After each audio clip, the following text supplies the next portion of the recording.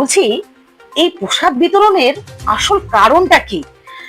চাকরিহারা যে 26,000 শিক্ষক শিক্ষিকা আছে, তাদের চোখের জল মোছানোর জন্যই কি এই প্রসাদ বিতরণ, নাকি দিয়ে বকেয়া পরিশোধ করতে পারছে না বলে এভাবে সান্ত্বনা পুরস্কার দেওয়া? কি জানি, বুঝতে পারছি না। আপনারা জানেন, সস্তা অনেক কিছুই হতে পারে।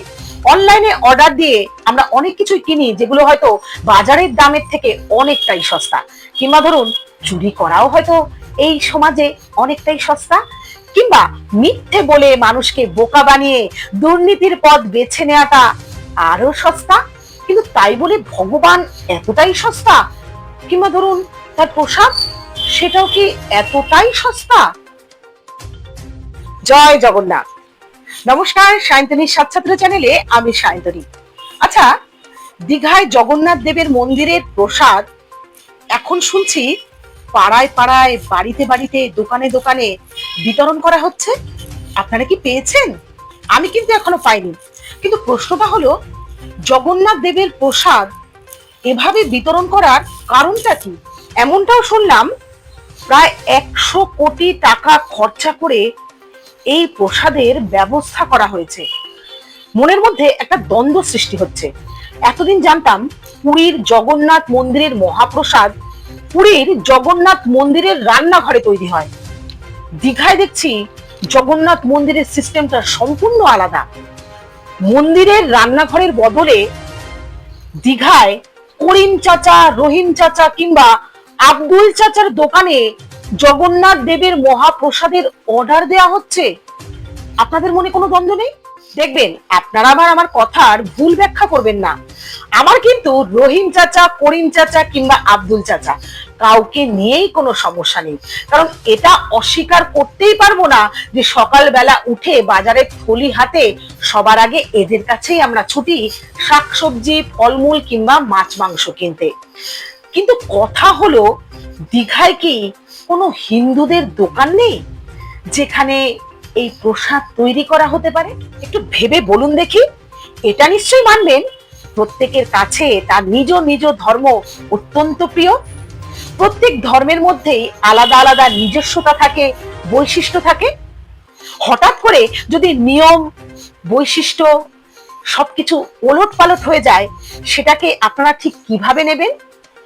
যদি কেউ ঈশ্বরে বিশ্বাসী হয়, যদি ঈশ্বরের প্রতি কারো ভক্তি, শ্রদ্ধা এবং ভালোবাসা থাকে, তাহলে এই বিষয়ে কি এই ওলট পালটের কম্প্রোমাইজটা কেউ করতে চাইবেন?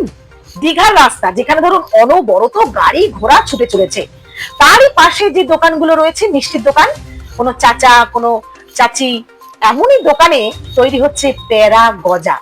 হ্যাঁ, আপনারা হয়তো ভাববেন, হ্যাঁ, দীঘায় চলাফেরা করতে করতে তো আমরা রাস্তার ধার থেকে অনেক খাবার কিনে খাই। নিশ্চয়ই কিনে খাই, কিন্তু একবার ভেবে দেখুন তো, সেই খাবার আর ঈশ্বরের প্রসাদ এক হলো?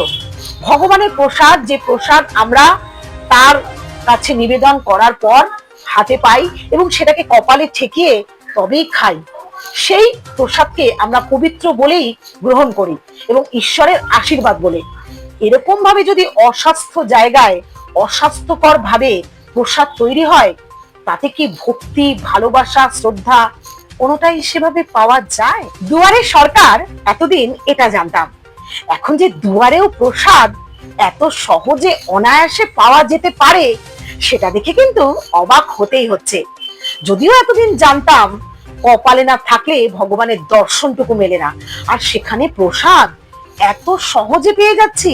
সত্যি ধন্য, আমরা ধন্য। তবে জানেন কি, এ কিন্তু যেমন তেমন প্রসাদ নয়, হালাল প্রসাদ। কি আমার কথা বিশ্বাস হলো না? তাহলে দেখে নিন ভিডিওটা। রাজু বলে ডাকে সবাই। আমার ভালো নাম শামসুজ্জামান, তুমি রাজু বলে ডাকে সবাই। হ্যাঁ, টিপটপ মিষ্টান্ন ভান্ডার। অবশ্যই হালাল খাবার আমাদের তৈরি হয়। হ্যাঁ,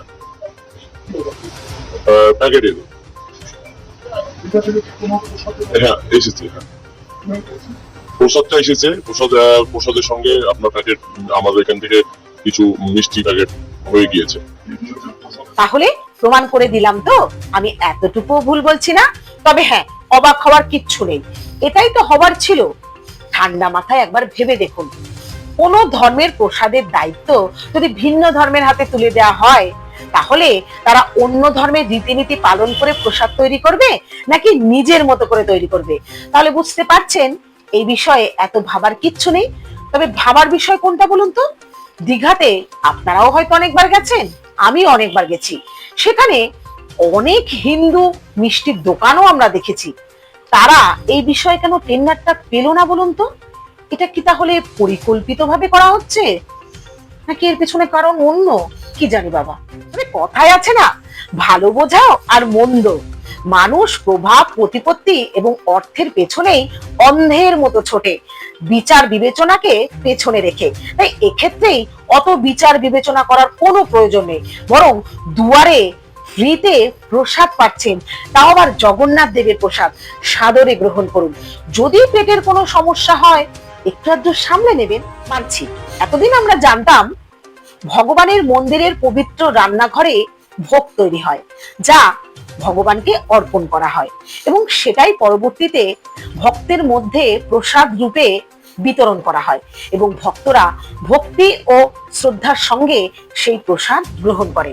তবে এটা তো মানবেন, সময় এবং মানুষ অনেকটাই এগিয়ে গেছে, সমাজের পরিবর্তন উন্নতি সবই এগিয়ে গেছে। তাহলে প্রসাদের বেলায় পিছিয়ে থাকবে কেন? তাতেও তো পরিবর্তন আনা চাই, এটাই তো তার পরিবর্তনের রূপ। আমাদের রাজ্যের বিখ্যাত শিল্পীরাও নাকি এই জগন্নাথ মন্দিরের প্রসাদ নিয়ে নানা রকম ব্যাখ্যা দিয়েছেন। তার মধ্যে উল্লেখযোগ্য ইন্দ্রনীল সেন। তিনি ঠিক কি বললেন আমরা একবার দেখে নেব।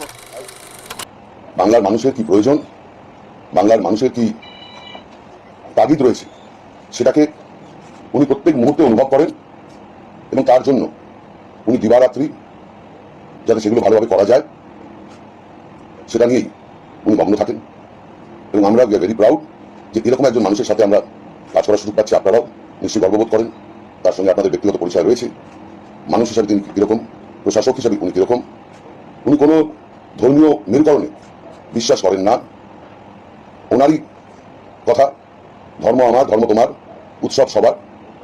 একই সাথে আমি বলতে পারি ধর্ম আমার ধর্ম তোমার, মহাপ্রসাদও সবার। এখানে আলাদা করে খালি হিন্দুদের প্রসাদ দেওয়া হবে, খালি হিন্দু ডিলারদের মাধ্যমে এই মহাপ্রসাদ দেওয়া হবে, এরকম কোনো পরিকল্পনা ওনার নেই এবং এরকম কোনো সরকারি সার্কুলার আমরা বের করিনি। অত্যন্ত বিভ্রান্তিকর এই খবর আপনাদের বেশ কিছু চ্যানেলে প্রচারিত হয়েছে।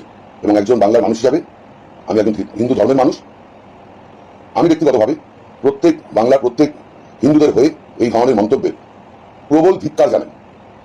মাথায় রাখবেন, এই দীঘাতে যে ঐতিহাসিক কাজ মাননীয় মুখ্যমন্ত্রী মমতা বন্দ্যোপাধ্যায় 2 থেকে 2.5 বছরের মধ্যে করেছে, এটা কিন্তু ইতিহাসের পাতায় লেখা থাকবে।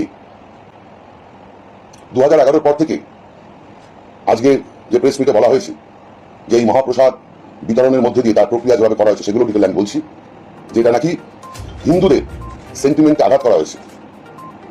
আমি আবার ধিক্কার জানাই।